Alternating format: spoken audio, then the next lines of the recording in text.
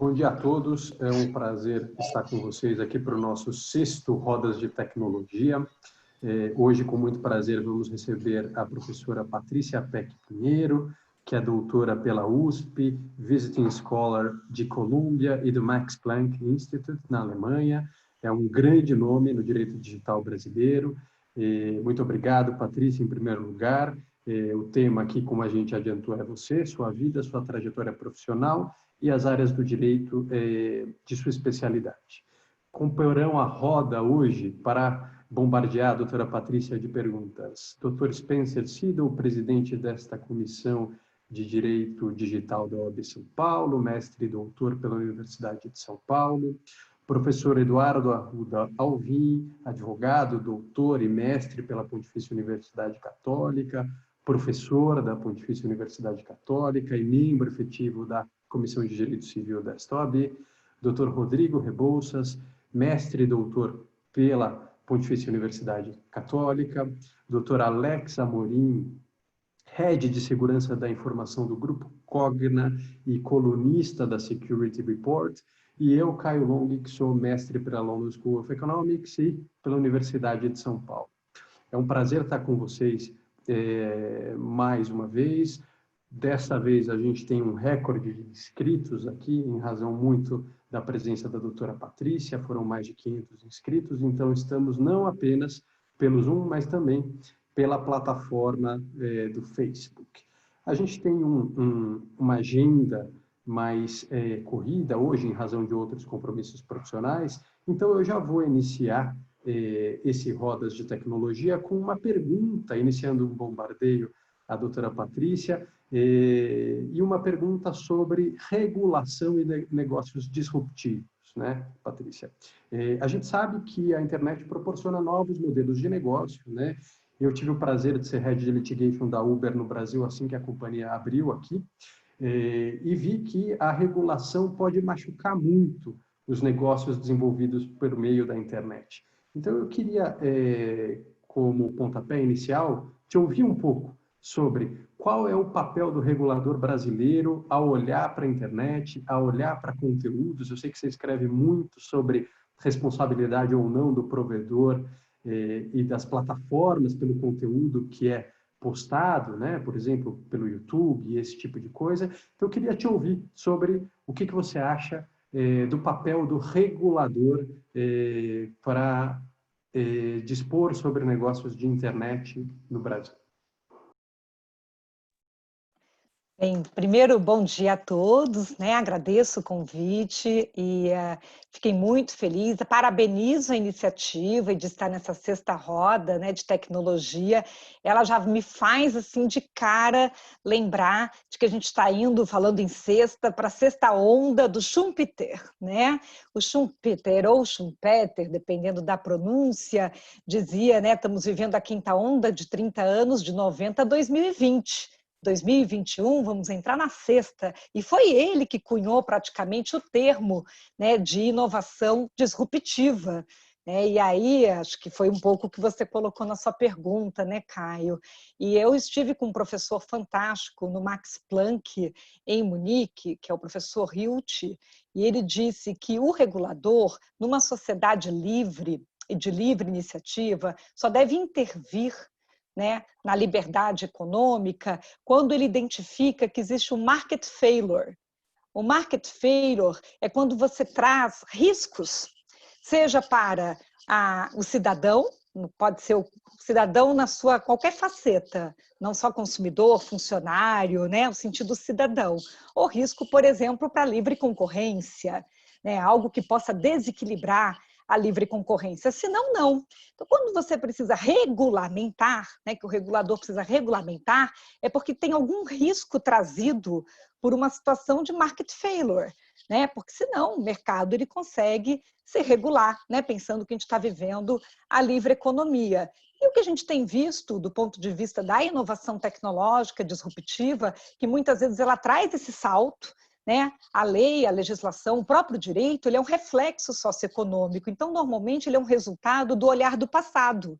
O direito não constrói para frente, né? Ele é reflexo socioeconômico. Então, é comum, quando você está inovando, você precisar empurrar um pouquinho mais, né, digamos assim, desafiar um pouco esse statement, né, que está estabelecido. Mas, quando isso é feito, pode acontecer que sejam trazidos benefícios de um lado, mas riscos do outro. Você pode harmonizar uma coisa e desarmonizar outra, trazer algum desequilíbrio no ecossistema. Aí entra o regulador. Então, quando a gente olha que numa Constituição Federal como a brasileira, né, é aquele desafio da própria harmonia de direitos, né? Eu gosto muito de uma obra, eu até publiquei no meu LinkedIn, né, só mostrando aqui um pouco. Esse do Schumpeter é essa, o profeta da inovação, né, que fala de disrupção, fica aqui de dica para o pessoal, mas essa que eu estou comentando, ele fala desse aqui, 50 ideias de ética. A inovação tem que ser sustentável, a gente não pode perder a ideia de que tem que cumprir com ética, com transparência, com segurança. Então, se eu trouxer uma tecnologia maravilhosa, mas ela de algum modo acabar promovendo um desequilíbrio, um risco, né? Um paga imposto, o outro não paga. Por que se um paga e o outro não paga, isso no preço final vai gerar uma desvantagem. Então, isso vai afetar, vira uma concorrência desleal às avessas, um pagando e o outro não, no mesmo tipo de oferta, né? Aquele que desenvolve uma tecnologia, às vezes não sabe que ela pode ter um desvio de uso, mas se passa a ser notório que todo mundo começa a ter aquela tecnologia como um facilitador para gerar um dano, eu preciso, naquela ideia de um princípio que é muito aplicado no direito americano, né, the duty to mitigate the damage. Eu tenho um dever de mitigar danos. Então, eu preciso rever a minha tecnologia para ela parar de ser usada para gerar danos a terceiros. Senão, se eu estou ciente que ela gera danos e nada faço, começo a responder numa situação de negligência devido à duração disso. A gente vê que às vezes são usadas plataformas digitais hoje para gerar danos a terceiros, quase desde a época que a gente criou o Orkut, por exemplo, né? E isso já tem quanto tempo? Foi em 2002? Estamos em 2020? Então, a gente não pode dizer que já não deu tempo suficiente para tentar rever o modelo. Alguma coisa não está funcionando, né? A gente vai começar a ter os smart cars, os carros inteligentes. Em um dado momento, vai se refletir como fica a responsabilidade numa tomada de decisão se ela começar a gerar danos. Tem uma hora que a gente vai dizer assim, bem, para aquele tipo de dano, para aquele tipo de risco, não tem o que fazer, vamos ter um seguro. Aí o seguro vai cobrir, desde que seja um risco administrável. Então, acho que é aí que o regulador... Agora, pode o regulador exagerar a medida? Sim. É por isso que é tão importante, quando a gente pensa o legislador, né, a escolha, o voto, quem vai fazer as nossas leis, né? Estamos sendo bem representados. Acho que o brasileiro, às vezes, pensa tanto na escolha do executivo, né? Quem vai ser presidente, governador, prefeito, e nem lembra para quem ele votou. Às vezes, como um deputado, como um vereador, são pessoas tão relevantes porque vão fazer as leis que depois determinam esse trabalho regulatório. As próprias empresas, muitas vezes, reclamam de uma lei que foi feita depois que ela já foi feita. Mas esse trabalho participativo, de uma boa elaboração de uma legislação, às vezes a gente deixa a desejar no Brasil. E mais que isso, na União Europeia, eu gosto muito que eles têm um processo legislativo de colocar um prazo de validade na legislação. E no final vem que ela vai ser tipo revisitada em 5 anos, em 10 anos, né? Porque legislação deveria expirar. Ainda mais se ela fala sobre tecnologia, né? Que ela tem a possibilidade de ficar obsoleta também. Então, a gente às vezes acha que uma lei ela tem que nascer perfeita, ela não nasce perfeita. Lei é que nem software, está sujeita a bugs, né? Ela vai ser testada na prática do judiciário, inclusive, porque o judiciário vai avaliar o quanto aquela legislação vai ter aderência prática nos casos concretos e fazer o PDCA. Ou seja, o que eu vou gerar de melhoria futura depois daquela regulamentação. Então, a gente deveria pensar que lei é viva e não que lei é estagnada. Então, a gente surge com a melhor lei que pode surgir daquela época e precisa revisitar e melhorar, por isso até esse trabalho contínuo, às vezes de reguladores e de juntar conselhos com sociedade civil representada para esse objetivo. Essa é um pouco a minha visão, Caio, não quero me alongar demais, acho até que já falei muito para a primeira pergunta, mas foi tão interessante, acho que você já começou assim com bom abre-alas aqui para a nossa roda de conversa. Patrícia, muito obrigado. Eu vou passar a palavra para o Dr. Spencer, então, já para fazer uns complementos de alguns itens também do Rodas de Tecnologia aqui para todos os nossos ouvintes. Spencer, por favor. Bom dia a todas, bom dia a todos. Muito obrigado pela participação. Somos em 180 nesse momento, crescendo a cada minuto. Gostaria de agradecer especialmente a presença da Patrícia Peck, que aceitou o convite de ser a nossa vítima da sexta roda de tecnologia. Professor Eduardo, muito obrigado pela presença. Alex, muito obrigado pela presença. Rodrigo, muito obrigado novamente pela presença. E Caio, meu querido amigo, muito obrigado por nos auxiliar, como sempre. Eu também dou as boas-vindas a todos os participantes, esses 180 que eu citei. Eu gostaria muito que vocês colocassem no chat, se puderem, de onde vocês são, para que nós registremos quais locais do Brasil têm participado com a gente. Seria bastante interessante que a gente sempre soubesse essas questões. Para quem chegou no Rodas pela primeira vez, vou rapidamente explicar o modelo de execução desse nosso evento. O modelo é assim, a gente chama uma pessoa relacionada com direito e tecnologia, que no caso a professora Patrícia Peck, e ela não sabe as perguntas que ela vai receber. Ela vem aqui para receber perguntas feitas por pessoas de áreas diferentes. Então, o professor Eduardo no processo civil no direito civil, o professor Caio no direito empresarial, Rebouças também bastante no processo civil no direito civil, também no direito empresarial, por que não? O Alex vai falar sobre segurança da informação e eu assumo a questão de direito penal e processo penal.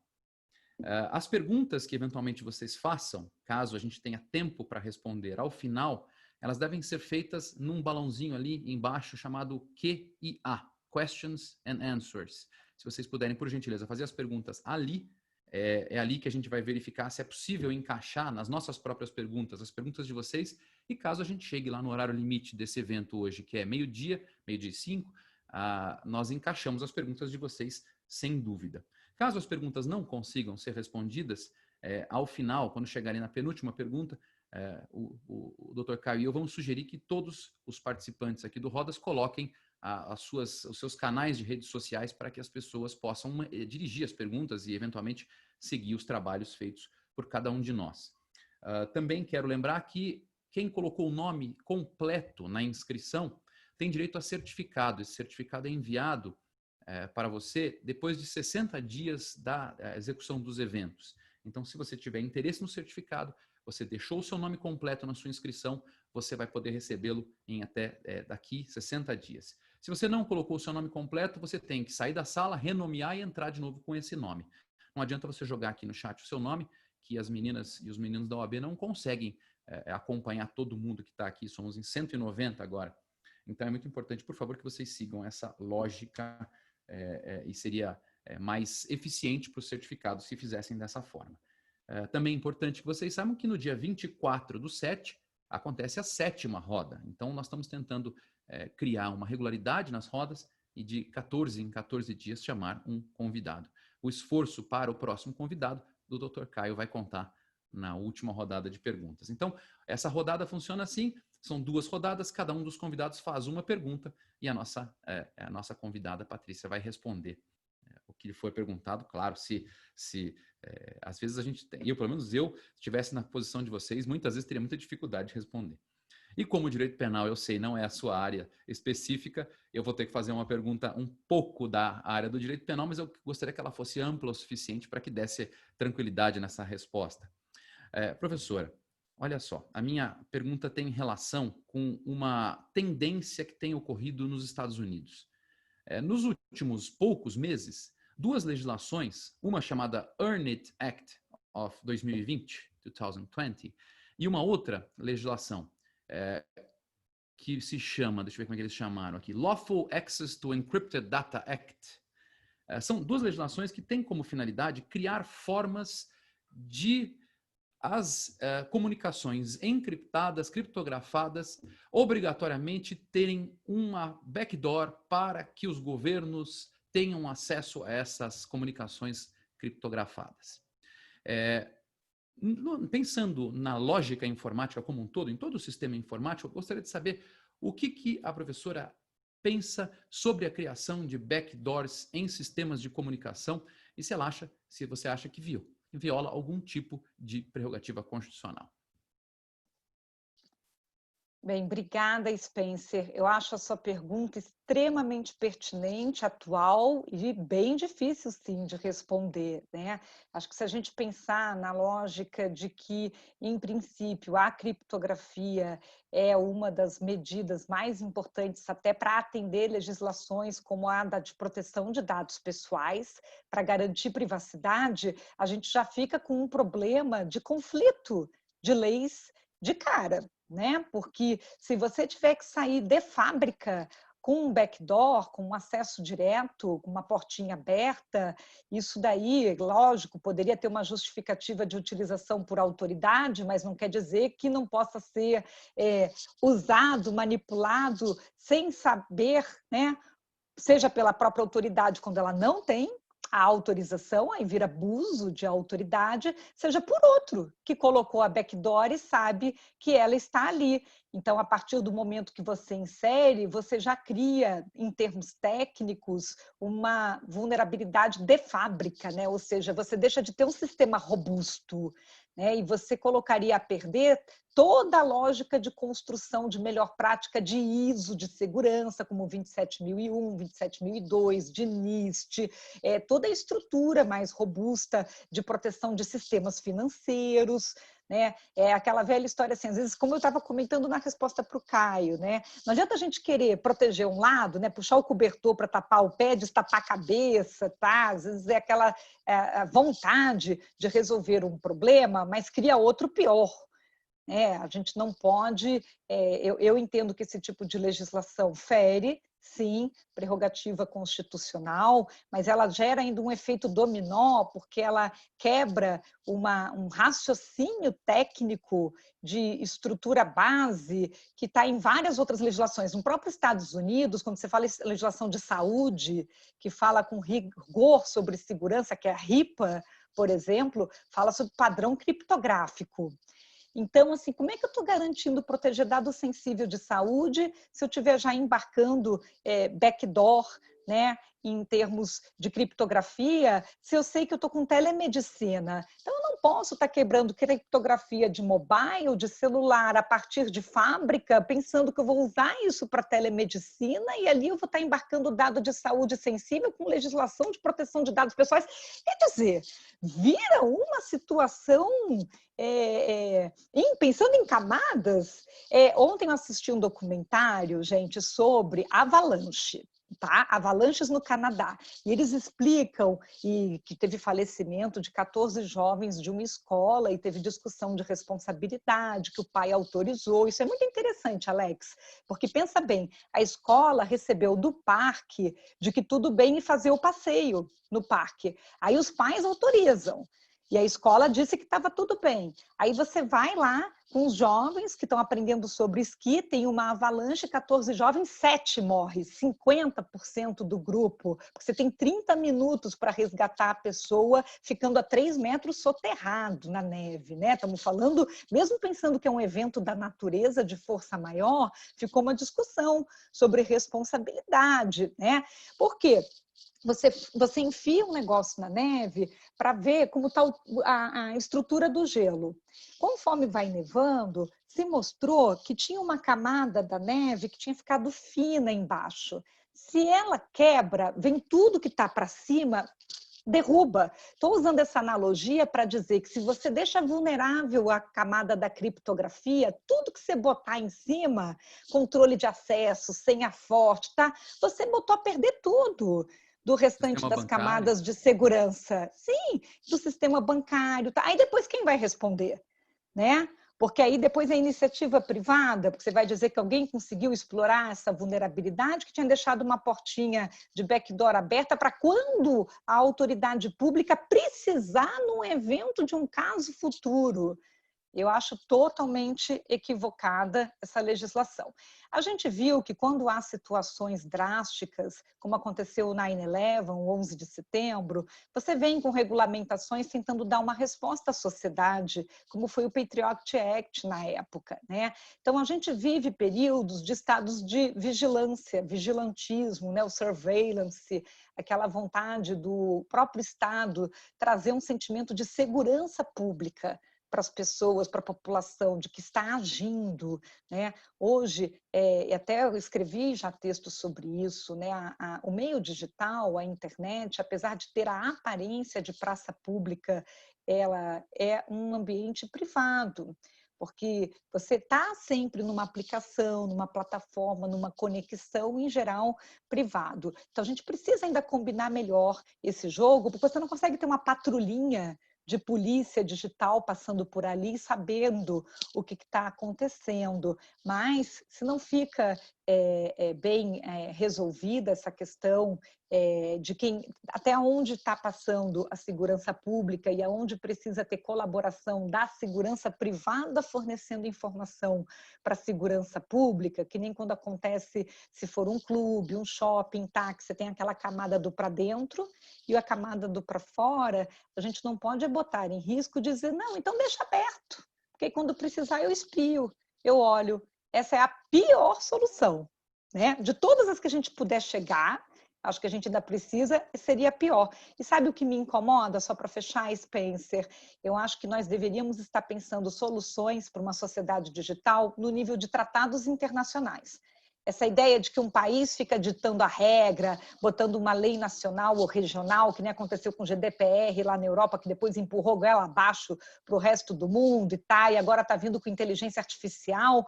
Fica essa coisa da corrida regulatória, de que um sai na frente regulando para poder ditar a regra para o resto em termos de indústria, e a gente deixou de estar num palco importantíssimo, né, que poderia ser o OMC ou outro, para discutir essas coisas no âmbito internacional, estabelecer a regra que todo mundo seguisse, né, num consenso.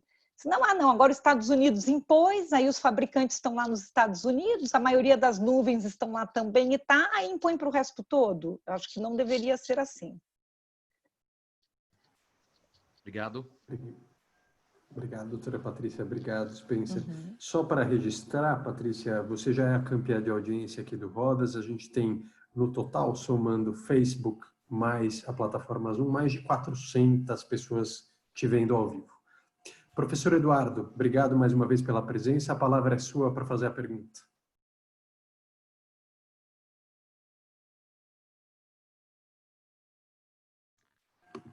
Professor, o áudio está fechado.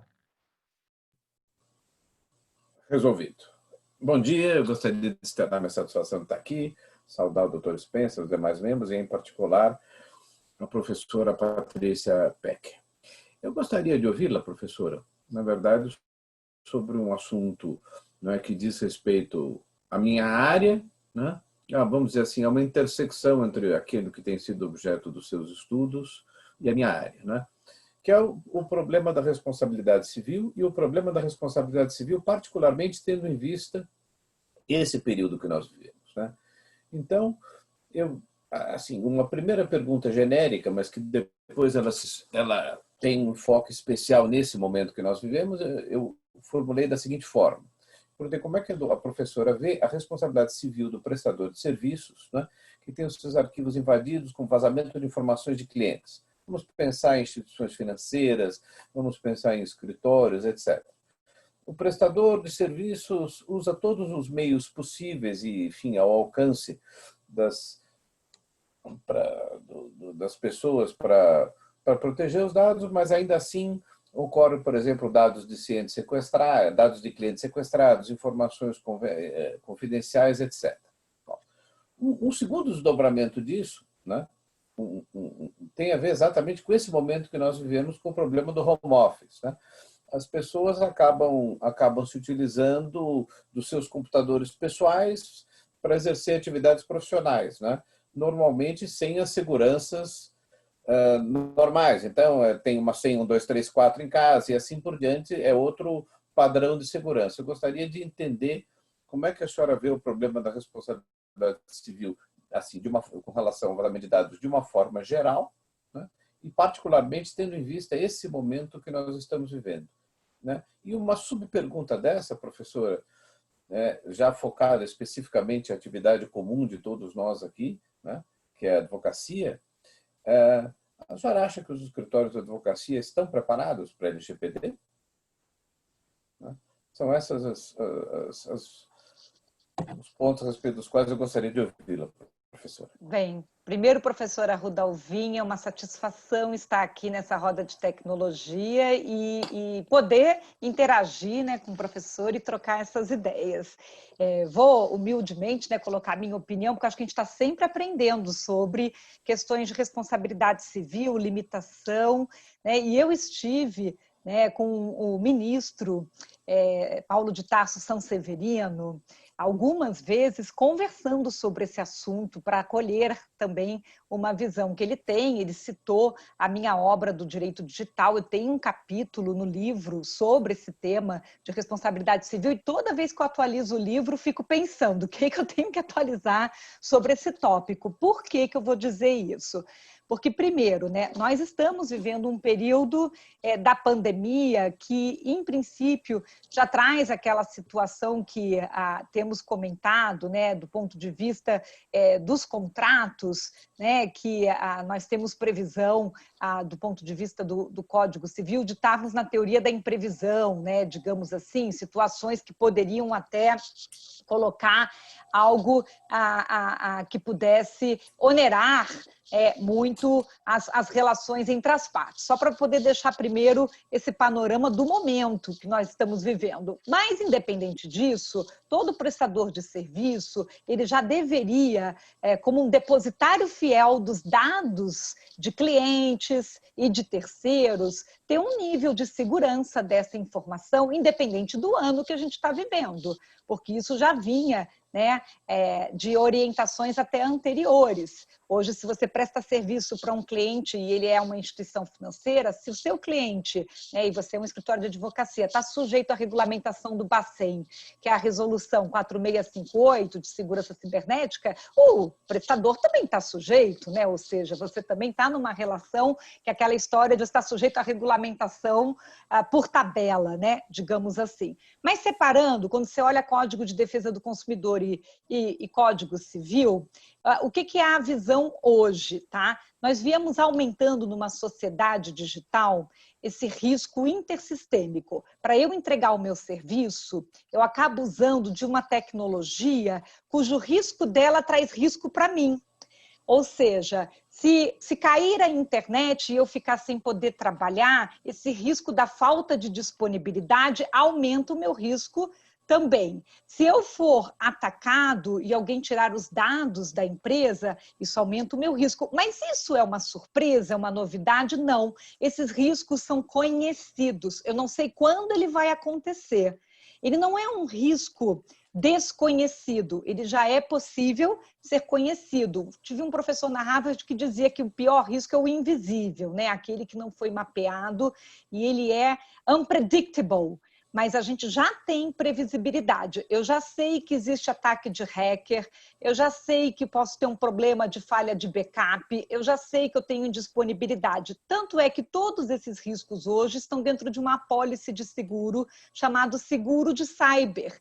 É o seguro cibernético, oferecido pela Tóquio Marine, pela AGF, por vários, que nem acontece o seguro de responsabilidade civil, né? Então, ele já possui cobertura, ele já possui situações mapeadas, ele até, inclusive, cobre situação de sequestro de dados, que é aquele ataque de ransomware. Então, vejamos, estamos num cenário de riscos conhecidos, mapeados, que eu possuo melhor prática de prevenção e eu tenho até a apólice de seguro que eu poderia cobrir. Eu posso ser vítima? Posso, porque eu tenho um fator humano, eu posso ter tido alguém, como o professor mesmo disse, que usa uma senha fraca no Wi-Fi de casa, que de repente não está com o antivírus atualizado ou simplesmente mandou um e-mail para a pessoa errada, por desatenção e provocou um vazamento. Então, eu estou com problemas de vulnerabilidade comportamental. Estou usando nuvem, mando embora, demito alguém agora que com raiva credenciais de acesso da nuvem, também é uma outra situação que tem acontecido. Então, do ponto de vista da responsabilidade civil, o que aconteceu nos últimos anos? Ela passou a ter uma interpretação de ser uma responsabilidade objetiva e solidária, e foi o que aconteceu com a lei da LGPD. O artigo 42 e 43, ele tem essa redação, e ele traz a exclusão, ou seja, o controlador do dado. O escritório de advocacia, ele é controlador do dado, dos clientes, dos fornecedores, dos funcionários que estão sob a sua custódia. Ele só não vai ser responsabilizado se ele puder provar culpa exclusiva de um terceiro. Então, ele tomou todas as medidas e a responsabilidade foi do contratado. Eu contratei uma empresa de software ou uma empresa de segurança e ela falhou, não fui eu que falhei, tenho aqui cláusula de contrato, né? Agora, se foi o meu próprio funcionário que falhou, o empregador responde por má conduta de empregado, artigo 932 do Código Civil, volta de novo a responsabilidade do empregador. Então, se a gente aplicar CDC, é responsabilidade objetiva e solidária. Se a gente aplicar o Código Civil hoje, cada vez mais para esses eventos em que o risco já era previsível, eu teria apólice de seguro, né? E o comportamento possa ter sido, ele não foi omisso e nem negligente, né? Mas eu poderia ter uma interpretação que eu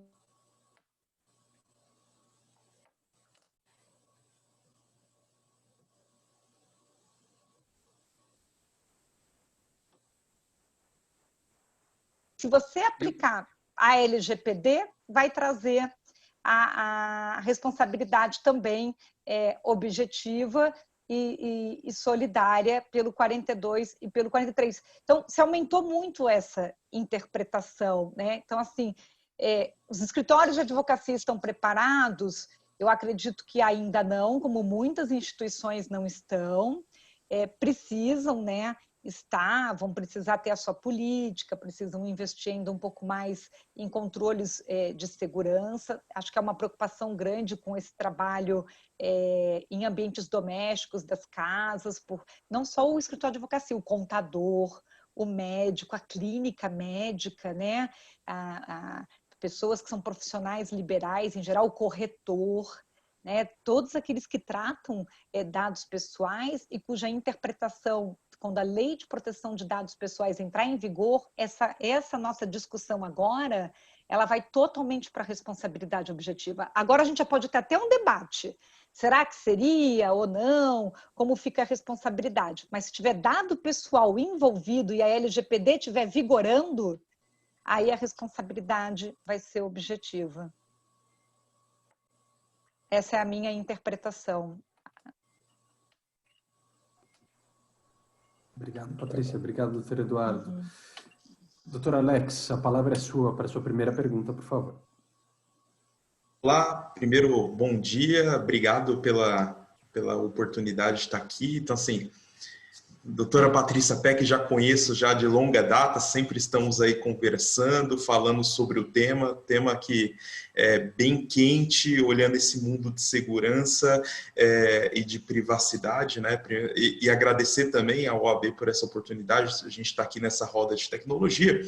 E falando aí um pouquinho, pegando esse gancho da pergunta do doutor Eduardo, olhando para esse aspecto da vigência da LGPD, quando a gente olha, assim, olhando em linhas gerais, houve a sanção presidencial em cima da PL 1179, a qual ela prorroga as multas da LGPD lá para 1º de agosto de 2021, falando especificamente ali dos artigos 52 ao 54. Porém, quando a gente olha para o restante da matéria, né, os demais artigos, nós temos aí uma MP que até então deveria ser apreciado pela Câmara dos Deputados e dos Senados, que é a MP 959, aonde ela coloca o início da LGPD para 3 de maio lá de 21. Porém, já existe aí uma possível sinalização de não ser apreciada essa matéria. Então, eu gostaria de perguntar para a doutora Patrícia Peck o que ela está vendo em relação a isso, né? Visto que muitas empresas ainda não estão preparadas, e qual seria um possível impacto para as empresas caso efetivamente caduque essa MP, que ela tem aí o vencimento até no dia 27 de agosto, né? Então, a partir do dia 28 já começa possivelmente valer a LGPD para esses demais artigos, e entender o que as empresas, de uma forma geral, poderia fazer nesse momento, visto que agora, dia 28, pode ser que nós tenhamos esse risco da vigência da LGPD. Então é isso. Obrigada, Amorim. É ótimo tê-lo aqui, né? Sabendo que a gente tem toda essa nossa convivência, né? Esses desafios com a LGPD. Eu acho, bem, eu ontem estava, então, nesse evento da Alliance for Integrity, representei o Brasil e estavam representados todos os continentes.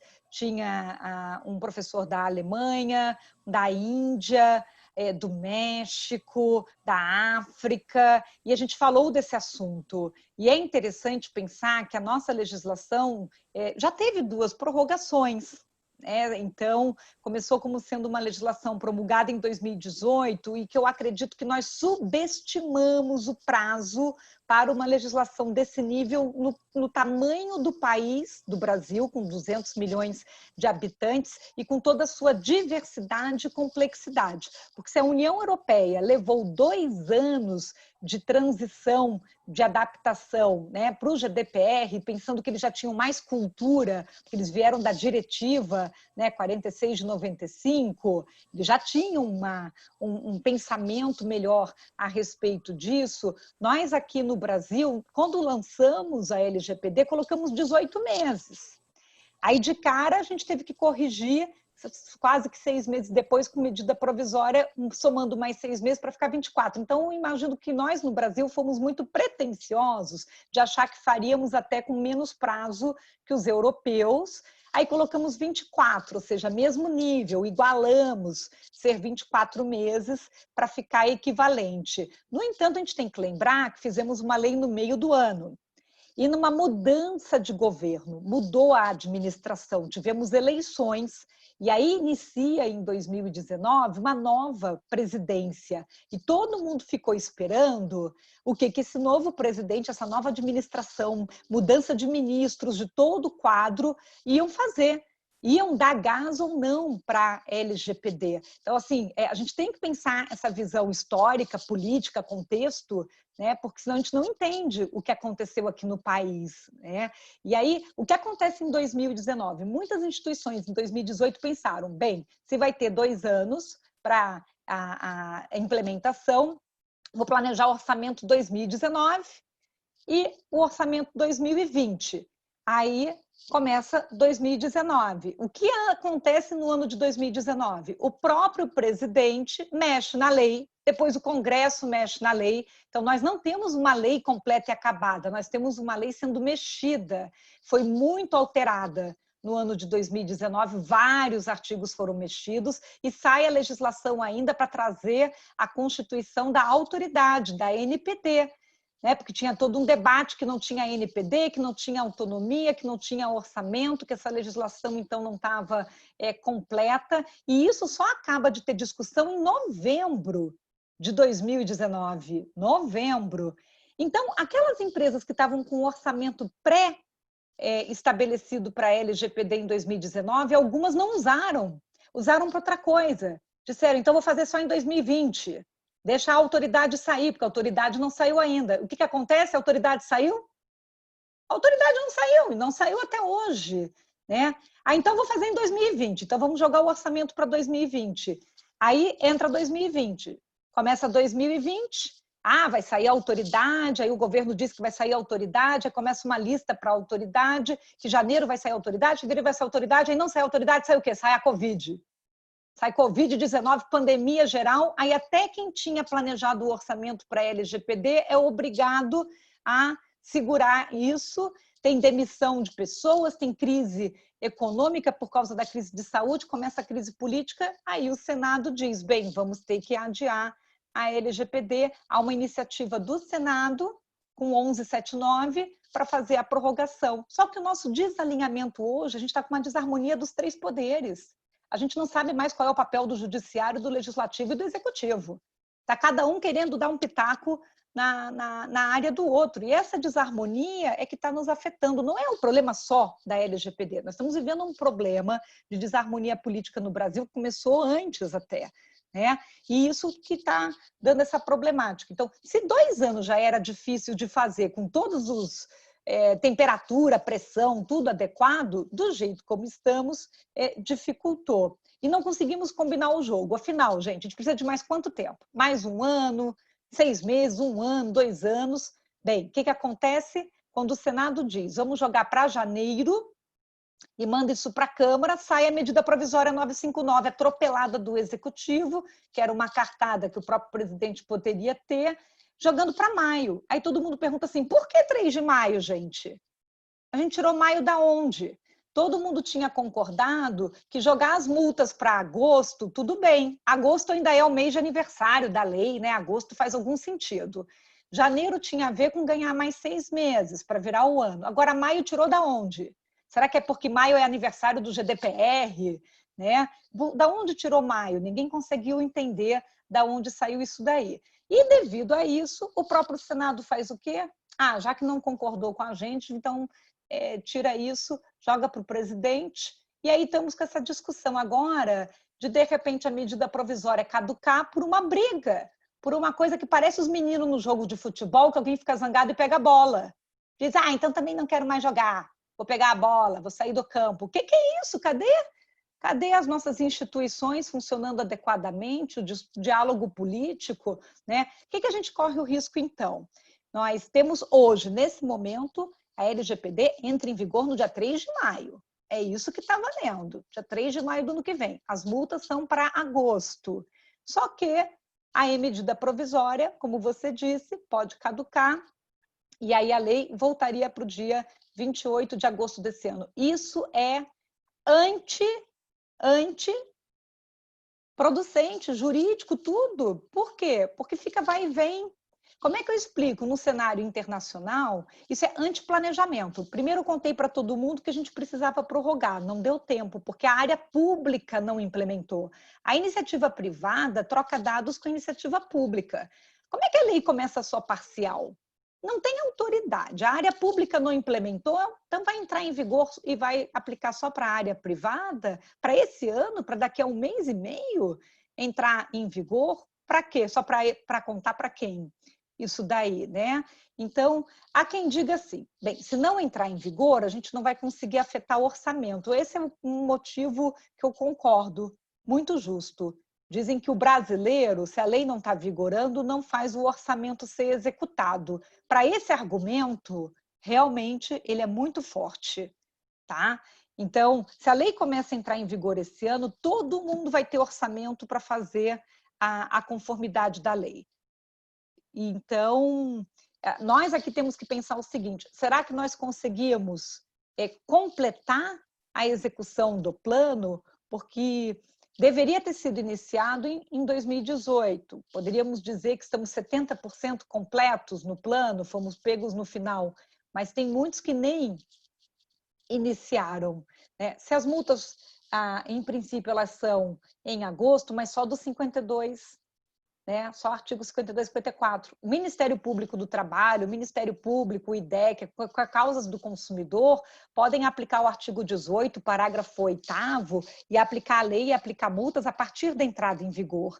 Esse que é o receio muito grande da entrada em vigor agora, em agosto, sabendo que os shoppings estavam fechados, o varejo estava fechado, o restaurante fechado. Como é que eu entro com uma lei dessa, ainda com esse nível de possibilidade de penalidades? Agora, eu acho que o Brasil, para ser levado a sério, não pode ficar fazendo esse vai e vem. Já está escrito que é 3 de maio. Deveríamos que a MP virasse lei, mantivesse esse plano para a gente diminuir o quê? Insegurança jurídica. Acho que no final eu queria concluir, eu acho que isso vale para tudo que vocês estão comentando aqui nesse debate, nós precisamos de segurança jurídica.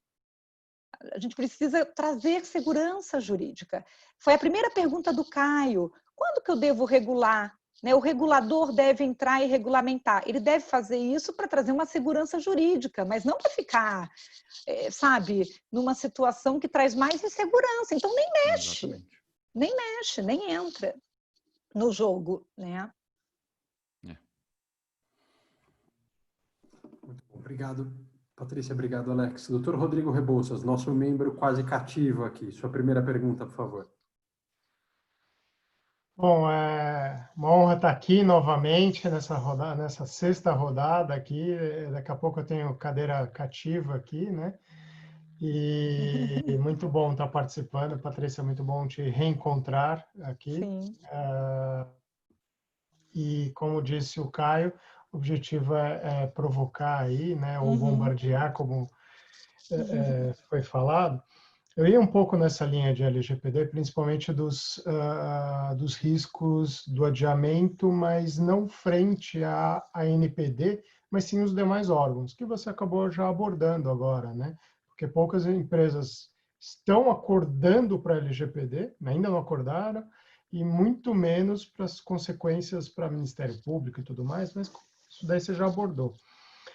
Então, eu queria voltar um pouco na provocação do Caio e do Spencer, envolvendo um pouco a questão de regulação, mas trazendo agora um olhar para a questão da inteligência artificial, né? Na tua resposta, tanto para Caio quanto para o Spencer, tanto da questão dos backdoors, isso daí me lembrou aqueles cadeados com chave universal, cadeado de elevador, de aeroporto, né? É a mesma coisa, com aquele cadeado com a chave universal, sabe-se lá quem tem e você só sabe que tua mala vai estar revirada, né?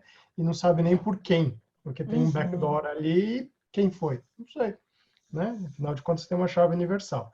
Mas pensando um pouco na forma que você respondeu, de que a gente não pode encarar a regulação, principalmente do direito digital, de uma forma, direito digital lato sensu, de uma forma como se a gente estivesse na ilha de Lost, né? Cada país faz o seu espacinho. Mas trazer um pouco essa dúvida para a inteligência artificial, já que a gente tem uma proposta legislativa que está em debate, estava em audiência pública, me parece que acho que a fase de audiência já foi meio que concluída, mas, enfim, que traz aí uma série de problemas e que quer tratar o Brasil como sendo uma ilha de Lost, né? Qual é o teu olhar para isso? O que regular em inteligência artificial? Vamos regular só questões éticas e deixar o resto para o intérprete? Vamos regular pontualmente? Queria ouvir um pouquinho de você. Perfeito. Muito pertinente, Rodrigo. Que bom estar aqui, né, com você. Que legal ver a sua biblioteca da sua casa. Adoro bibliotecas, ainda mais assim. Também do professor Arruda Alvim, estou olhando aqui de longe, fico só tentando espiar os livros, viu? Vou dar um zoom aí para olhar os livros. Mas até coloquei aqui no chat para o pessoal o que acontece. Aquela consulta pública do ano passado acabou virando o PL 21/2020, e o PL 21/2020, ele está aí tramitando, inclusive ele está para apreciação das comissões, né, como último andamento. Ele foi apresentado pelo deputado Eduardo Bismarck, do PDT, e ele traz, assim, ele se inspirou na regulamentação que saiu do ano passado, de 2019, da União Europeia, que está tentando puxar esse carro, né, da inteligência artificial, framework europeu, e ele fala de transparência, igualdade, não discriminação, pluralidade, livre iniciativa, privacidade de dados, já menciona o respeito à privacidade de dados, ele faz referência à lei, né, da 13.709, que é a da LGPD, e ele cria uma figura chamada agente de IA, que é quem seria o responsável, o operador, né, do sistema de inteligência artificial, trazendo responsabilização desse agente, dizendo que ele tem que criar um relatório de impacto da inteligência artificial muito parecido com o tipo de relatório de impacto que tem previsão na LGPD e no GDPR. E qual que é a preocupação? Lógico, tudo bem que o Brasil fica seguindo a regra europeia, né? Assim, a gente fez a mesma coisa com o GDPR, virou LGPD, agora a gente também está seguindo. Só que os Estados Unidos também estão criando. o framework e a regulamentação deles de inteligência artificial. A gente sabe que existe uma corrida robótica, né, da IA disputada entre China, Estados Unidos e União Europeia. A China com muito menos regras nesse sentido, né? Até os avanços deles vão nessa pegada, mas ali Estados Unidos e União Europeia ficam nessa batalha regulatória, quem é que define a regra do jogo, e no caso dos Estados Unidos, eles criaram um framework bem específico para IA aplicada à saúde. Por exemplo, quando você tem o health relacionado, a preocupação é que a gente está vivendo esse bilateralismo, digamos assim. Então, cada um diz que só vai fazer negócios com aquele que seguir a regra parecida com a sua.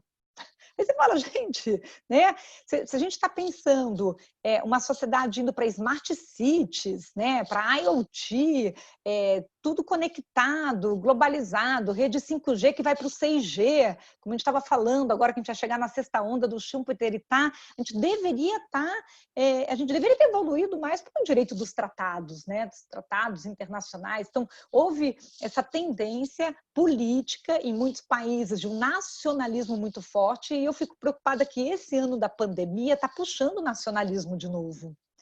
Ele está provocando isso, porque os países vão sair em crise econômica, vão puxar uma tendência nacionalista, e ela é puxada não só econômica, como legislativa também. Então, ao invés de talvez no ano que vem a gente sair para visões mais globalizadas novamente e pensar que essas legislações deveriam estar sendo discutidas. Eu citei a OMC, mas poderia ser um outro organismo internacional que pudesse pensar essa dinâmica. É que a OMPI e a OMC, quando a gente pensa que tem o Free Data Flow, que os dados fluem rapidamente internacionalmente, você pensaria, né, como pensa o comércio eletrônico, entre outros, como algo que fomenta a economia digital, deveria ser, né, um organismo internacional que coloque países representados nesse sentido para poder trabalhar esse tipo de regulamentação. Então, o que me preocupa no caso do Brasil é a gente vai acabar tomando de novo um partido, ou partido do lado para a Europa, ou partido do lado para os Estados Unidos, ao invés de todo mundo ir para uma linha única de um tratado internacional. Tive conversa já com colegas indianos, por exemplo, né, a Índia, a Austrália mesmo, acredita que deveria ser também um nível mais internacional, mas ninguém tem um enfrentamento de bater o martelo e dizer vamos para o tratado internacional. Meio que ou você se posiciona para o lado dos Estados Unidos, para o lado da União Europeia. Como temos a eleição americana esse ano, e o Trump teve um papel muito forte de ficar sempre botando agora a posição dos Estados Unidos separada, e não com essa visão de que vamos sentar juntos para fazer um tratado internacional. Isso que aconteceu nesse mandato, nesses últimos anos. Por isso que também gerou essa tendência, porque ele passou a botar a regra americana e pronto. E não querer sentar para esse diálogo. Então, temos que torcer pela eleição americana e ver se talvez isso possa contribuir para essa visão. Para nós, como pensadores do direito e pensando uma sociedade cada vez mais digital, o ideal seria que a gente sentasse de novo no diálogo internacional do que nessa visão nacionalista. Sinceramente, essa é a minha opinião, Rodrigo. Até ali, debato um pouco com os professores ali na USP, no Departamento de Direito Internacional, todos eles têm essa mesma impressão, com o professor Wagner Menezes, a Maristela Basso, de que teve esse retrocesso, os últimos 10 anos, a esse retrocesso de um nacionalismo legislativo mesmo. E correndo risco para ser cada vez mais restrito, né? Sim. Obrigado. Mas quando a gente pensa em economia digital, isso não é bom. Não dá para ser ilha de Lost. Boa. Obrigado, Patrícia. Obrigado, Rodrigo. Vou fazer só algumas lembranças aqui administrativas, tá, do Rodas de Tecnologia, para que, em razão da nossa audiência rotativa, tá? Então, aqueles que quiserem os certificados, tem que ter o seu nome completo na nomeação de entrada do Zoom. Se não tiver o nome completo, precisa entrar e sair novamente. A segunda coisa diz respeito a a nossa continuidade do programa.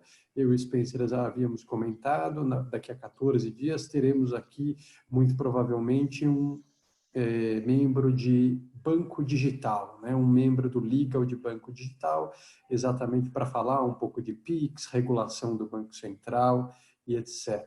Né?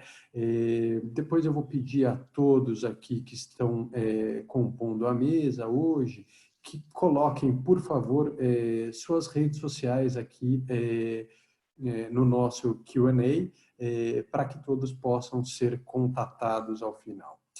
Uma última lembrança, para que eu não me estenda muito nesses comentários mais administrativos, a gente tem aqui, a doutora Patrícia tem uma agenda meio-dia, então eu vou ceder o tempo da minha pergunta e passar direto para o doutor Eduardo Arruda Alvim. Por favor, doutor Eduardo, sua segunda pergunta. Então, Patrícia,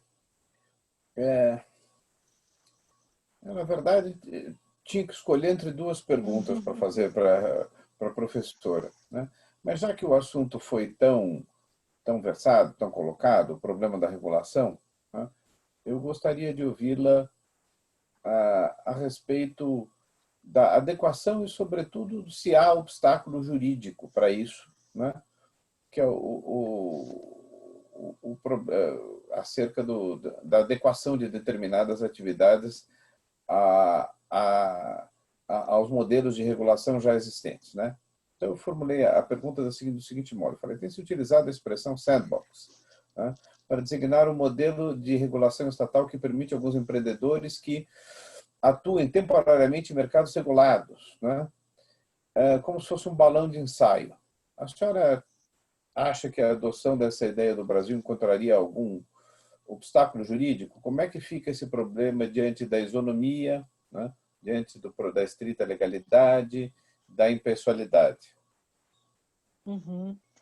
Bem, professora Arruda, eu tenho acompanhado esse movimento, né, do uso do sandbox e realmente acredito que a gente tem que tentar trazer novas ideias para aproximar o regulador, né, com a iniciativa privada, ainda mais quando a gente está pensando aplicações de novas tecnologias. Eu lembro, já dei muitos cursos, até solicitados por universidade corporativa de algumas instituições, e o desafio de compreensão.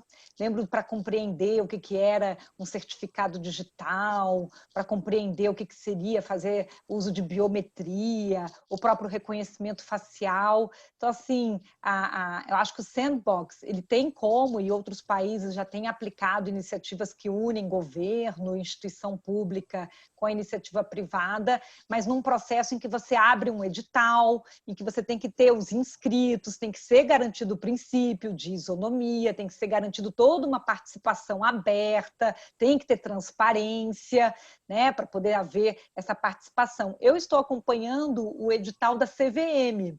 Eles estão com toda uma iniciativa para sandbox. O próprio Banco Central também está, né, com um projeto nessa linha. Então, assim, eu acho que a gente tem que conseguir juntar, né, as prerrogativas e princípios da administração pública, porque precisam estar presentes, mas eu acho que é compatível. Eu não vejo assim uma incompatibilidade de se aplicar o sandbox com o regulador, com a administração pública. Eu acho que a gente tem um caminho aí que dá para encontrar uma estratégia que gera um resultado de ganho positivo para a sociedade, porque também, como eu tinha comentado, né, quando a gente pensa as novas regulamentações, eu tinha dito que tinha que ser um modelo dinâmico, tecnologia muda muito, está sujeito à obsolescência, e é quase como se você pudesse enxergar nesses pilotos, né, essa experiência um pouco mais isolada, né? O sandbox você cria, né, essa caixa mais isolada, quase como num teste, para tentar identificar. O regulador europeu, depois do GDPR, com esses 2 anos de experiência lá, já são 4 no total, desde 2016, e de 2018 para 2020 são 2 anos de experiência em vigor.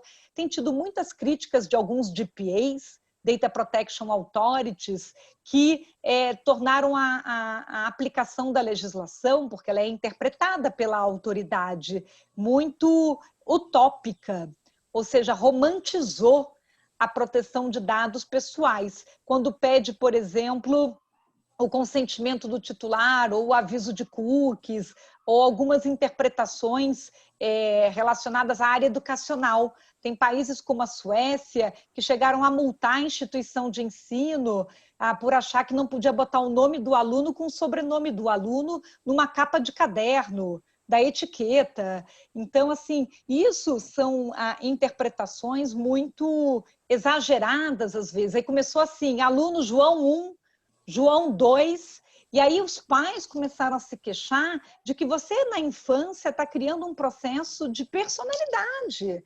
Né? Eu não sou o João 1, eu sou o João com sobrenome A, eu sou o João com sobrenome B, por que eu não posso ter meu nome numa etiqueta e tal? Ou seja, por que eu estaria ferindo proteção de dado pessoal de uma criança se a etiqueta do caderno tem o nome da criança completo, ou algo assim? Então, são exageros, né, de interpretação. Então, o que eu estou comentando é que, às vezes, o próprio regulador, se ele puder criar essa experiência de entender mais a tecnologia, como que eu vou conseguir pedir um consentimento? Onde vai estar o cookie? O que significa isso numa aplicação envolvendo uma criança? Trazer essa experiência antes de já sair finalizando a regulamentação ou aplicando já uma penalidade, uma multa, eu entendo positivo. Só tem que fazer de um jeito que garanta, sim, né, todos os princípios aqui mencionados. Eu tenho receio que, às vezes, no Brasil a coisa fica torta. Né? A gente vê que com um pouquinho de liberação pelo estado de emergência da pandemia, vimos que já houve um monte de problema de contratação de respiradores. Estamos com um problema de possibilidade de impeachment, ou seja, um pouquinho de oportunidade já foi margem para corrupção. Então, nosso problema é moral, é ético, não é o sandbox em si, né? É não usar isso para desvio, né? De interesse de A, de interesse de B. Só que aí, será que a gente corrige isso não usando essa abordagem, não usando a tecnologia? Eu costumo dizer assim, por que será que, de repente, na França as pessoas não ficam criando página eu odeio, como as pessoas criam aqui no Brasil? Às vezes é muito mais um problema nosso de educação mesmo do que o problema da ferramenta, da tecnologia. Aí eu fico me perguntando, será que a gente tinha que ter mais aula de ética, de leis na escola? Porque é onde a gente forma, né, a pessoa. Aonde nós nos perdemos no sentido moral aqui no Brasil? É exemplo top-down, é com a família. Por que a criança brasileira sente tanta necessidade de mentir a idade na internet, de dizer com 10 anos que já tem 13? Por que a mentira faz tanto parte do nosso dia a dia? O holandês se incomoda com a mentira, eles não gostam de mentir, o brasileiro mente numa boa. Então, a gente devia se incomodar mais com essa parte da ética, dos valores, do que com a tecnologia em si. Essa é a minha visão. Obrigado, doutora Patrícia. Doutor Alex, por favor, sua segunda pergunta.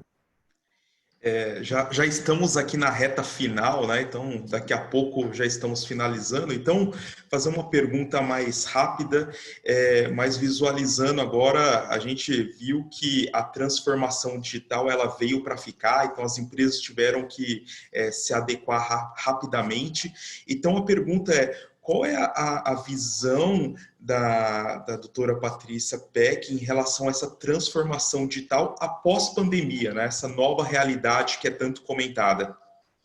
Oi, Alex. Acho que essa pergunta é bem oportuna, porque a gente foi jogado, né, na transformação digital, querendo ou não, né? E eu acompanhei algumas pessoas que, por exemplo, uma amiga que tinha uma loja de ótica, de óculos, tinha 3 lojas, e de repente correndo dizendo: Peque, por favor, você me ajuda, porque eu tenho que abrir minha loja virtual, porque não tá, minhas clientes não estão podendo vir na loja física. Então você vê assim essa corrida, né, para a transformação digital de qualquer jeito devido à pandemia. Isso tem um lado bom, né? Talvez a gente conseguir de vez, né, fazer essa migração. Tem o lado ruim, que às vezes acaba virando puxadinho digital, né? Que é esse cuidado que a gente tem que ter com a questão da segurança, principalmente, e que isso aumentou muito os riscos. Acho que quando o professor Arruda Alvim se preocupou com a discussão de responsabilidade civil, né, e como que fica, é porque a gente está vendo mesmo esse aumento de risco, em algum lugar vem a responsabilidade. Então, quando as instituições tiveram que colocar força de trabalho virtualizada, haviam já equipes com cultura desse trabalho em home office e outras que não.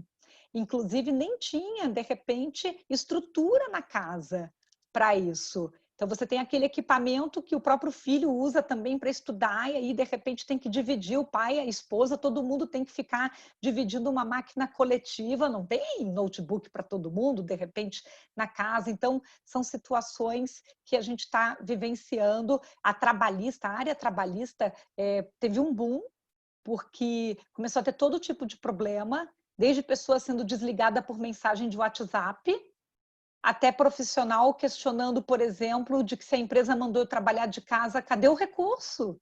Eu não tenho internet boa na minha casa, meu pacote de dados vai ser todo consumido para o trabalho? Quem vai pagar a internet da minha casa? Onde que está a regra política de home office? Então, as empresas precisam ter uma política clara. Aquele profissional, se o trabalho dele não era uma exigência, um pré-requisito de função, que ele tivesse esses recursos para poder trabalhar em casa, também cabe ao empregador fornecer a condição para isso, né? Não é que todo mundo, agora o meu pacote de dados fica 100% para a empresa e aí não sobra mais nada para a família, entre outras situações, né, que você vai tendo aí de efeitos, porque tem a parte dos softwares de segurança. Para a empresa passa a ter um risco, né? Às vezes a pessoa naquela máquina de casa está com software licenciado, não pode usar pirata, né? Para coisas de trabalho, como fica a camada de segurança. E compra de licença não é barato. Então, lá na empresa era tudo desktop, fixo. Quando as pessoas vão para casa, não dá para sair carregando notebook, vai sair comprando notebook como? E as licenças? Então, acho que esse ficou sendo o nosso desafio da transformação digital. Porque como a gente entrou na crise da saúde, mas também na crise econômica, conseguir fazer a transformação digital sustentável sem ela trazer esses riscos colaterais, que são de cibersegurança, são de privacidade, são de saúde também, do próprio empregado, são trabalhistas, é o que a gente está vendo. E aí gerou muito trabalho para os advogados. Nossa, tem tido bastante trabalho, bastante demanda. Talvez não tanto, digamos, os honorários, né? Porque os honorários estão sendo muito negociados, mas trabalho, acho que as instituições estão precisando muito do auxílio, né? Daquele advogado que consegue trazer também uma solução flexível, criativa, porque nesse momento também se quer evitar os conflitos. As instituições não querem ter conflitos com o cliente final, com o consumidor, não querem ter conflito com seus fornecedores, não querem ter conflito com seus funcionários ou ex-funcionários. Está se buscando muito mediação, quer dizer, como é que a gente resolve isso sem conflitos? Acho que quem puder trazer habilidades de mediadores, habilidades para solucionar quebras de contrato, como é que resolve, acho que isso se tornou, para nós, assim, na área jurídica, uma oportunidade mesmo para auxiliar, né, nesse momento da transformação digital. E eu espero que a gente abandone o papel e o carimbo. Se a gente puder abandonar o papel e o carimbo com tudo isso, seria fantástico. Acho que o carimbo tem que ser aquele elemento vintage, que a gente deixa assim de enfeite aqui na prateleira, bonitinho, né? Porque até hoje eu sei que a área administrativa jurídica, eu adoro botar aquele carimbo, assim, sabe? De que passou por aqui. Acho que a gente podia ficar mais digital nesse sentido. Bela lembrança, Patrícia. Só fazendo uma digressão aqui para um outro Rodas, a gente falou na ocasião passada sobre ODR, né? Online Dispute Resolution, e acho que aqui a tecnologia também pode auxiliar na resolução de disputas. Doutor Rodrigo, sua pergunta, por favor. Bom, vamos lá. Indo para os finalmente aí, indo na mesma sequência, acho que do Alex, você vê que eu estou me apoiando aí em todos, fui mudando todas as perguntas, e até para facilitar a resposta, mas o quanto a pandemia acelerou esse processo, mas pensando agora no universo de contratos eletrônicos, que é um tema que me é muito caro, né? Existia muita restrição, né? O pessoal continuava preso ao carimbo, que você disse, algo super século XXI, né? Carimbo, né? E, querendo ou não, todo mundo teve que, do dia para a noite, embora todos os preconceitos com o contrato eletrônico, correr atrás disso, a partir de uma ótica ou qualquer outra coisa, né? Como você está vendo, é uma tendência que finalmente será adaptada e adequada e incorporada pelas empresas, ou o pessoal vai voltar atrás ao carimbo, né? Eu espero que não, mas queria te ouvir. Acho que não, mas queria te ouvir um pouquinho. Bem, Rodrigo, acho que assim, né? Futurologia sempre é difícil, né? Acho que o comportamento humano, nós todos, todo humano, ele é resistente à mudança, né? Isso é fato. Eu sei que algumas empresas, se a cultura da empresa ela já está mais aberta à inovação e à mudança, muitas já fizeram declarações até de que nem vão voltar totalmente do home office, que tem equipes que vão ficar no home office mesmo quando já tiver liberado e assim por diante. Então, acho que às vezes depende muito, né? Aqui no Brasil, ela não é só uma vontade privada, precisaria ser uma vontade pública. Na Europa, eles criaram um plano estratégico chamado Europe 2020, há 5 anos atrás, que em 5 anos a área pública não iria mais tramitar documentação em papel na sua troca de documentação com a iniciativa privada. Então, na hora que a instituição pública põe um prazo de que não vai ter documentação em papel, isso faz top-down, né? Você eliminar, inclusive, carimbos, mas porque partiu da iniciativa pública. Então, quando a gente aqui no Brasil teve aquela iniciativa fantástica de dizer agora a declaração do imposto de renda vai ser só pela internet, eliminou completamente o papel, deu ainda 1 ou 2 anos de ter a opção e deu a data limite. Então, eu sempre fico pensando, qual seria o nosso prazo? Brasil 2025, 30, 50, ou seja, no final a gente teria que estabelecer esse deadline. Então, uma empresa ela pode estabelecer, ela pode dizer assim, ano que vem eu não vou comprar impressora, vou diminuir isso. Ou eu continuo fazendo isso, né? Ou eu não vou promover, quando eu promover uma pessoa para gestor, para diretoria ou algo assim, não vou dar um carimbo de presente. Eu tenho clientes que são bancos, que é banco digital, que quando a pessoa vira vice-presidente ou diretor, ele ganha um carimbo bonito com o nome, assim, escrito na madeira. Eu digo, gente, como é que você é banco digital e dá um carimbo de presente porque a pessoa foi promovida para diretor?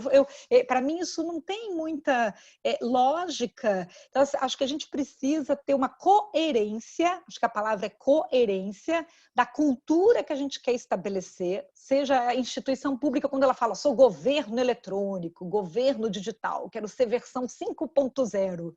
Com toda certeza, se a gente está indo para a 6ª onda do Schumpeter, nessa 6ª onda não rola carimbo. Né? Então, assim, se 2021 começa a 6ª onda, olhe para si, olhe para o seu negócio. Você é um gestor público, olha para si e diz, nessa 6ª onda não rola isso. Então, a gente precisa fazer o dever de casa em si e exigir dos demais. Lá no escritório até hoje, a gente faz tudo para assinar eletrônico o contrato. Tudo. Contrato de honorários, tudo. Mas quando a gente participa de licitação, né, ou mesmo quando a gente tem as RFPs com algumas instituições grandes, ainda assim, eles pedem para imprimir, para assinar, para mandar também, além de mandar por e-mail, além de assinar o digital, eles também pedem para mandar via em papel. A gente tem que ter uma hora que aperta o botão e diz, esquece, não vou mais mandar o do papel. Isso é uma decisão. Só que eu acho que ela não é uma decisão, às vezes, só da iniciativa privada. Precisa partir de liderança pública. Obrigado, Patrícia. Obrigado, Rodrigo. Spencer, a palavra é sua para fazer o nosso encerramento aqui e respeitar a agenda da doutora Patrícia, por favor. Vamos lá, então. Novamente agradecendo a presença de todos. Vamos fazer um esforço aqui para considerações finais aqui de tudo que eu ouvi. Muito obrigado pelas perguntas, sempre muito pertinentes. Doutor Rodrigo, doutor Eduardo, muito obrigado pela participação. Doutor Alex, Caio sempre. Eu queria agradecer, eu pedi para as pessoas informarem de onde elas são. Nós temos aqui Pernambuco, Rio Grande do Norte, temos a Comissão de Tecnologia da Informação do Rio Grande do Norte, representada pelo Dr. Pedro, Rio Grande do Sul, São Paulo, Bahia, Sergipe, Ceará, Minas Gerais, Piauí, Paraná, Maranhão. Basicamente, a gente juntou o Brasil inteiro hoje. Aqui, Brasília, juntamos o Brasil inteiro para ver a doutora Patrícia Peck. Muito obrigado novamente, doutora. Alguns comentários aí sobre o que foi dito. A Rússia, no ano passado, finalzinho do ano passado, ela propôs um novo tratado internacional para substituir a Convenção de Budapeste. Foi muito mal recebida pelos Estados Unidos, né, que se negaram imediatamente. Porém, há um grupo de estudos para a criação de um novo, pelo menos na área do cybercrime, um novo tratado mundial, que é o que a gente defende aí há 20 anos, quando fala do tema, a necessidade de regras globais para problemas globais e não regras regionais para problemas globais. Já que a gente tem 5 minutinhos, eu, claro, estou fechando aqui a nossa conversa, mas não sei se todos tiveram acesso ao julgamento da cautelar sobre as informações das telefonias, feito virtualmente pelos ministros do STF. Ali, eles apresentaram uma novidade que parece bastante pertinente a essa conversa, especialmente o ministro Alexandre de Moraes, no sentido de que passa a existir o direito constitucional reconhecido pelo STF da autodeterminação informativa. Nem foi publicado ainda o acordo, mas ele diz que sim, existe a autodeterminação informativa. E é interessante, porque a autodeterminação informativa está numa legislação prorrogada, como a gente falou várias vezes aqui, né? Só surgiria a autodeterminação informativa 3 de maio de 2021, porém o STF, um pouco ao arrepio da separação de poderes, traz vigência judicial para iniciativa legislativa suspensa pelo executivo. Então, para fechar aqui, e eu deixo a professora totalmente aberta para o tempo da resposta, são 11 horas e 53 minutos, o que a professora acha da autodeterminação informativa? Oi, Spencer. Acho que agora eu acho que tinha dado uma travadinha, né? Traz vigência judicial, aí travou, aí eu não escutei. Então vamos de novo. A coisa, não sei o que aconteceu também. Então, vigência judicial para uma iniciativa legislativa suspensa pelo executivo. Então a pergunta seria o que a professora entende como uma autorização para autodeterminação informativa feita por uma ação cautelar no STF. Bem, eu primeiro ia comentar que não é a primeira vez, né? Aquela decisão do STF que começou com o voto da relatora Rosa Weber sobre a MP 954, ela também aplicou o que está previsto na LGPD, na sua interpretação, né?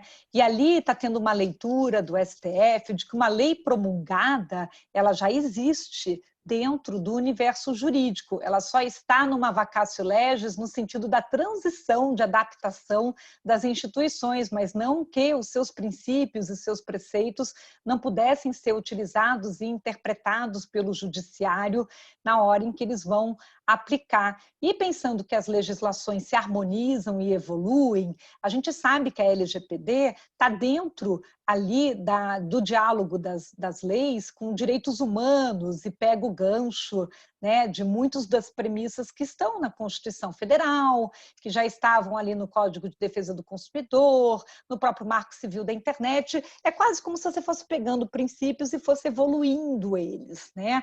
Então, assim, na hora em que você quer pegar uma narrativa jurídica, é quase como dizer que você não está inventando uma coisa do zero, você está evoluindo ela.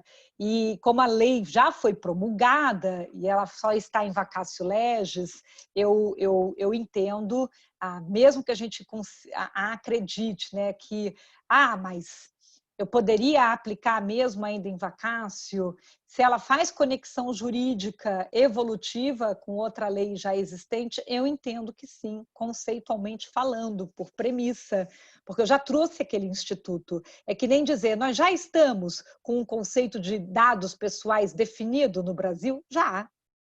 Nós já estamos com um conceito do que seria os direitos dos titulares definido no Brasil? Já. Já estamos, a lei já está promulgada desde 2018. Né? É claro que a gente poderia dizer, a não ser que venha outra lei alterá-la, aquilo que está escrito e promulgado, né, já está. O que nós fizemos é que nós colocamos prorrogação da legislação, né, especificamente para transição, para adaptação das empresas. Né? Agora, uma empresa pode dizer que aquilo que esteja sendo exigido por um magistrado, ela não teria obrigação de apresentar, sim. Então, por exemplo, quando houve uma decisão, há um tempo atrás, né, uma decisão não, um pedido do Ministério Público para que uma empresa de telecom apresentasse o relatório de impacto, não, eu não tenho ainda obrigação de apresentar o relatório de impacto, porque a lei está em vacatio. Todas essas exigências, eu tenho agora que já atender o direito do titular do artigo 18, de eu ter um canal para ele pedir se ele tem ou não meus dados ou a portabilidade dos dados daquela maneira, como está pedido pelo LGPD. Não, eu posso ter que atender o que está no Código de Defesa do Consumidor, porque esse está completamente em vigor e eu tenho a obrigação de atender. Assim como eu também não tenho como entregar um relatório de impacto ainda, porque a lei ainda está em vacatio legis. Então, não adianta o Ministério Público bater na minha porta e dizer, me entrega o relatório de impacto. Esse tipo de pedido, não, né? Mas eu consegui entender o que o ministro, tanto a ministra Rosa Weber trouxe no voto dela, como agora o ministro Alexandre Moraes, eles estão criando conexões, pontes jurídicas evolutivas, né, de interpretar um conceito que já está escrito numa lei promulgada e que evolui algo que já estava, digamos, genericamente instituído numa outra lei. Então, eu posso pegar genericamente liberdade, privacidade, neutralidade, tá? Todos esses princípios que já estão em outras e chegar até como ele ficou na LGPD. Ponte, fazer a ponte. Mas uma empresa pode dizer que depois o final, esse entregável final, eu ainda não tenho que te entregar, porque a lei ainda está sob vacatio. Né? E só para fechar, acho que o Tiago fez uma pergunta de como será a fiscalização da LGPD, acho que muito parecido com o GDPR. Né? Lá fora, você tem uma fiscalização que ela pode acontecer sob denúncia, né, quando a autoridade inicia a fiscalização, a autoridade específica da LGPD, que é a ANPD, que é o DPA, quando ele for constituído de fato, ele passa a ter um site com um formulário para denúncias. Então, ele pode responder, né, à fiscalização a partir de denúncia, mas ele também tem a possibilidade de fiscalizar proativamente, ou seja, espontâneo, né? Então, lá fora, uma das fiscalizações espontâneas muito comuns era simplesmente acessar e visitar o site, né, das instituições para ver se eles estavam já fazendo privacy notice, se estavam com a política atualizada. Então, por isso que a gente recomenda às instituições arrumar a vitrine, né? Ou seja, logo de cara, você tem que ter a divulgação do contato do DPO, que é o encarregado, porque é uma exigência do artigo 41, parágrafo 1º, e ele tem que estar divulgado no site, por exemplo. Então, isso é um primeiro alerta proativo, que uma fiscalização pode pegar ali na legislação, que não tem nada a ver com a questão de aplicar multa ou não, né, do 52, estou dizendo na hora que começa um processo de fiscalização. E para não deixar a Catherine sem resposta, já que ela perguntou do direito à tecnologia se somando, como é que faz isso sem excluir o humano? Catherine, eu tenho estudado bastante isso, mas tem coisas que, por mais que a gente avance na inteligência artificial, a IA, ela não consegue ser melhor do que o humano em algumas tarefas. Dizem que para criatividade, para cozinhar, essa parte mesmo relacionada àquilo que muitas vezes nós precisamos da malícia. A IA é muito enganada do lado da malícia, sabe? É muito curioso. O Spencer, que trabalha com a área criminal, às vezes a gente precisa ter uma certa perspicácia, uma malícia para sacar, né? O que é que pode estar acontecendo num caso, né? Entender a mente criminosa, coisas desse tipo. A IA é meio naive. Tanto é que quando eles criam essas IAs para monitoramento de videovigilância, bastou o cara entrar com um saco na cabeça e ele não foi identificado como um infrator, porque botaram várias imagens do que era uma pessoa invadindo uma casa, várias, até com cabeça de Papai Noel, de tudo, mas não com um saco de papelão, assim, nem de padaria, de coisa desse tipo. Aí achou que aquilo ali não era um invasor e tá. Então, se você não explicar muito bem para a inteligência artificial, ela não fica inteligente, assim, ela tem uma limitação grande, né? O humano, com 3 exemplos, ele já sacou. Talvez a nossa dificuldade é que quando a gente estuda, nem sempre a gente aplica o conhecimento aprendido. A inteligência artificial, sempre quando ela aprende uma coisa, ela aplica. O ser humano, às vezes, não aplica aquilo que aprendeu, mas a gente aprende mais rápido. Obrigado, doutora Patrícia, obrigado. Na verdade, a coisa que eu mais gostaria de ter ouvido foi exatamente o que a doutora falou. Quando a lei entra em vigor, a parte principiológica dela está em vigor, independentemente de você cessar a vigência, aumentar a vacácio. Uhum. É tudo que eu queria ouvir, especialmente porque eu estou lançando um livro agora e eu falei isso desde o início. Ai, que bom! Então concordamos plenamente. Se ela já foi promulgada, seus princípios estão valendo, por mais que tenha vacácio ainda. Para mim é super importante ter ouvido isso. Eu queria aproveitar então para fazer esse fechamento antes de passar a palavra para o Dr. Caio. Encerrar. Rio de Janeiro presente, Tocantins presente, Mato Grosso do Sul, Goiás. Realmente muito, muito bom. Nós chegamos a 220 participantes, mais os participantes que assistiam no YouTube. Eu queria muito agradecer a sua disponibilidade de estar aqui. Estamos dentro do momento prometido, por volta ali do meio-dia e pouquinho, para o seu próximo compromisso. Novamente, eu agradeço muito a sua disponibilidade. Obrigada. Professor, espero que a gente possa fazer mais eventos juntos. Vamos cruzar nossas agendas, vamos fazer mais coisas juntos. Vai ser um grande prazer. Agradeço, então, novamente, professor Eduardo, um prazer revê-lo. Doutor Rodrigo, muito obrigado, prazer revê-lo. Alex, muito obrigado por ter feito essa ponte para a gente poder ter trazido a doutora Patrícia. Você tem todas as glórias por isso. Muito obrigado a todos os meus membros da comissão que estão aqui presentes, mandando mensagens aqui, capturando telas, compartilhando nas redes sociais. Muito obrigado, Caio, mais uma vez por estar ao nosso lado.